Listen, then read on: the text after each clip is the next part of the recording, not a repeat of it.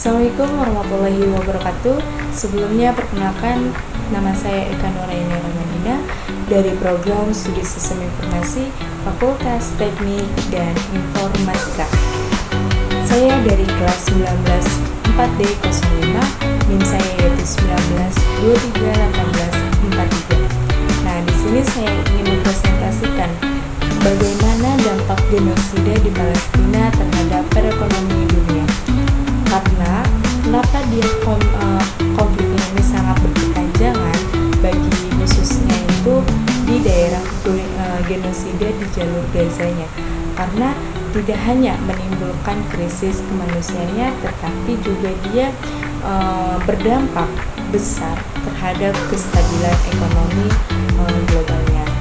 Nah, ketidakstabilan geopolitik dan juga energi globalnya ini baik di wilayah Palestina berada di kawasan Timur Tengah yang merupakan pusat cadangan minyak dunia.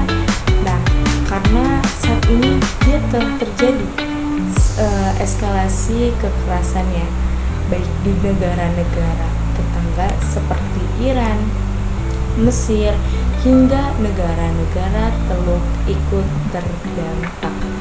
Nah, keterangan ini dia menimbulkan ketidakpastian pasokan atau pada para pedagang energi yang mendorong naiknya harga minyak dan juga gas ini, yang akhirnya memicu inflasi global dan juga menurunkan daya beli masyarakat internasional, karena harganya ini sangatlah membludak gitu ya.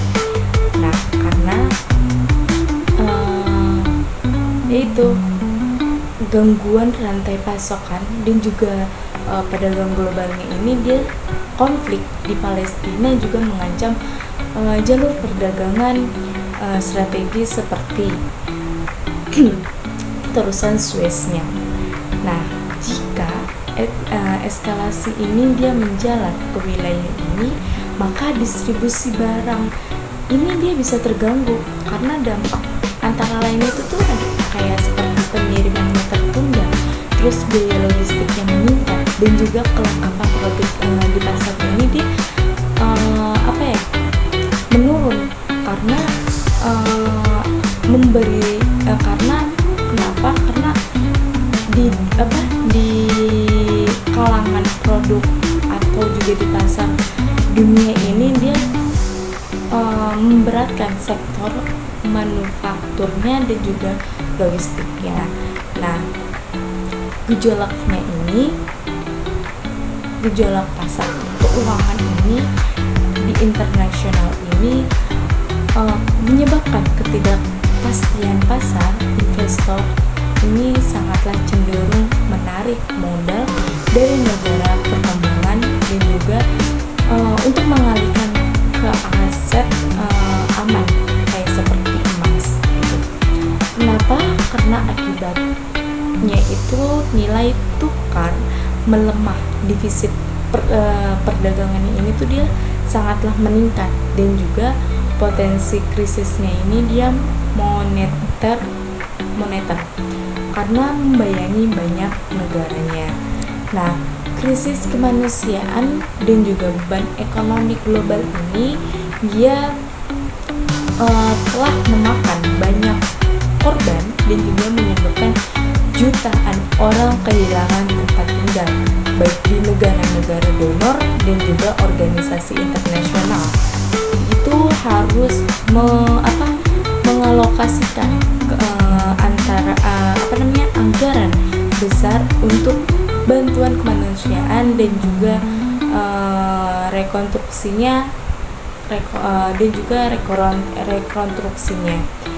Nah, ini juga menjadi beban tambahan di tengah tekanan ekonomi globalnya pasca pandemi dan juga konflik lainnya seperti di Ukraina.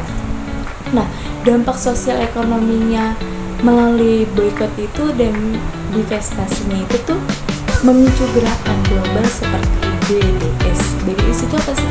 BDS itu boykot, divestasi, dan juga sanksi. Kenapa? Karena perusahaan-perusahaan yang terlibat atau mendukung kekerasan ini menghadapi tekanan kekerasan, menghadapi atau melayani tekanan konsumennya. Nah, makanya penurunan penjualan dan juga dampak reputasinya ini dia meluas.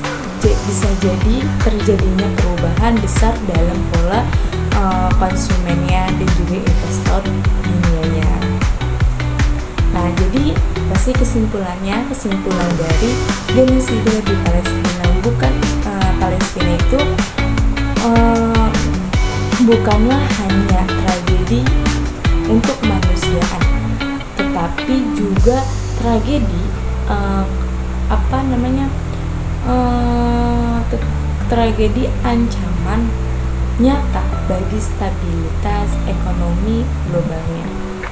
Baik di dunia yang saling terhubung membuat krisis lokalnya ini dia dapat berdampak luas nih. Karena kenapa? Karena itu penyelesaian